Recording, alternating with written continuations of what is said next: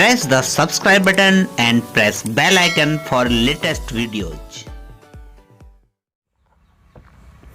नमस्कार दोस्तों, मैं राकेश उपाध्याय करता हूं आपका बहुत बहुत स्वागत आपके ही अपने चैनल अमेजिंग पॉइंट में। दोस्तों, आज हम बात करने वाले हैं कि पहाड़ों में, नदियों में, झरनों में आनंद बसता है। इसको मैं एक छोटे से उदाहरण के द्वारा समझाना चाहता हूँ। जब भी आप अपने घर को छोड़ करके कहीं घूमने के लिए जाते हो, खासकर पहाड़ी स्थानों पर, नेचुरल प्लेसेस पर, जैसे मैंने नाम लिया आपको नदी, झरने, पहाड़, तो वहाँ जाकर जो आप महसूस करते हो, जो आप आनंद महसूस करते हो, इसीलिए मैं कहता हूँ कि वहाँ बसता है आनंद, वहाँ बहता है आनंद का झरना। जब भी आप ऐसे स्थानों पर घूमने के लिए जाते हैं, चाहे नदी हो, पहाड़ हो, झरने हो या और भी नेचुरल प्लेस, जैसे ही आप वहाँ जाते हो तो आप एक शांति और एक आनंद महसूस करते हो जो आपने पहले कभी भी नहीं की होगी। आप वाकई लगता है कि हाँ, ये ज़िंदगी हम जी रहे हैं। वहाँ जाके आपको महसूस होता है कि जीना क्या होता है। नहीं तो जिस तरह की ज़िंदगी हम यहाँ जी रहे होते हैं, अपने आसपास जी रहे होते हैं, जिन टेंशनों भरी ज़िंदगी को हम जी रहे होते हैं, अगर आप गौर करके देखेंगे तो आपको लगेगा कि क्या मैं वाकई जिया, यह वक्त ऐसे ही गुजर गया। जब हम नदी, झरने, पहाड़ या ऐसे ही स्थानों पर घूमने जाते हैं, या आप जाते हैं मंदिरों में दर्शन करने भी, पहाड़ों में बसे हैं बहुत सारे मंदिर, जैसे माता रानी, वैष्णो देवी, नगरकोट, बद्रीनाथ, केदारनाथ, गंगोत्री, यमुनोत्री।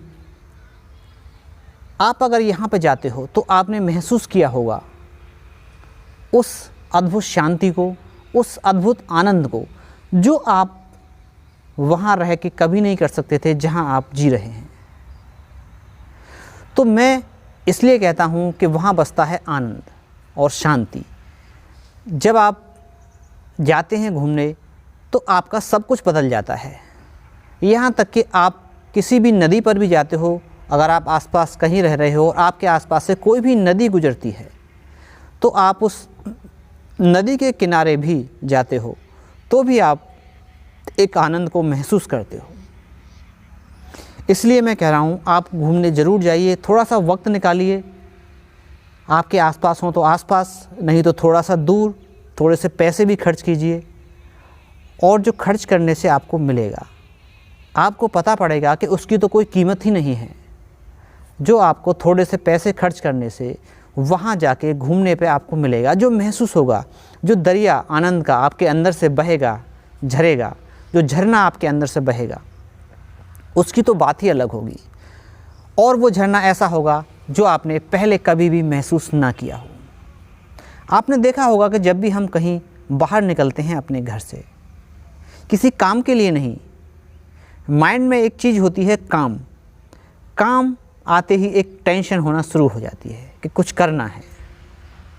लेकिन जब भी हम निकलते हैं घूमने, घूमने का मतलब होता है रिलैक्स होना, आनंदित होना।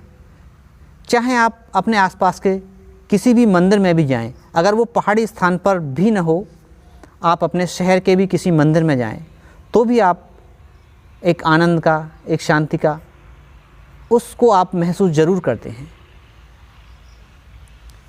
तो आप वक्त निकालिए और थोड़ा सा घूमने ज़रूर जाइए। खासकर आप नेचुरल प्लेसों पर जाइए। आप अगर धार्मिक प्रवृत्ति के आदमी हैं तो ऐसी जगह पे जाइए जहाँ पर पहाड़ों में मंदिर बने हुए हैं, जैसा कि मैंने अभी नाम लिया, जैसे माता वैष्णो देवी हैं, ऋषिकेश हैं, हमारे ऊपर महादेव बाबा हैं, नीलकंठ बाबा, नगरकोट, चिंतपूर्णी, चंडिका माता, ज्वाला देवी, चिंतपूर्णी माता, उसके अलावा भगवान भोलेनाथ, केदारनाथ, हमारे विष्णु भगवान, बद्रीनाथ, और भी बहुत सारी जगह हैं जहाँ पर आप जा सकते हैं। तो आप जब भी आप घूमने जाएंगे तो आप महसूस करेंगे कि वो ही आपने ज़िंदगी एक्चुअल में जी।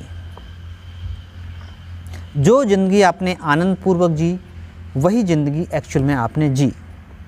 आनंदपूर्वक जीना ही एक्चुअल में जीना होता है। जी हाँ, आनंदपूर्वक जीना ही एक्चुअल में जीना होता है। बाकी जो जिया वो तो वक्त काटा, वक्त तो काटा ही, उसके अलावा वो भी टेंशन भरा वक्त काटा, मैं कहूँगा आपसे। तो इसलिए आप थोड़ा सा वहाँ से ध्यान हटाइए। ध्यान अपने आप हट जाता है। जब भी आप घूमने जाते हो तो आपको हटाना भी नहीं पड़ता। जब भी आप घूमने जाते हो पहाड़ी इलाकों पर, नदी, झरने, पहाड़, पेड़ पौधे, जब भी आप इनके करीब होते हो तो आप उस अपार आनंद को महसूस करते हो।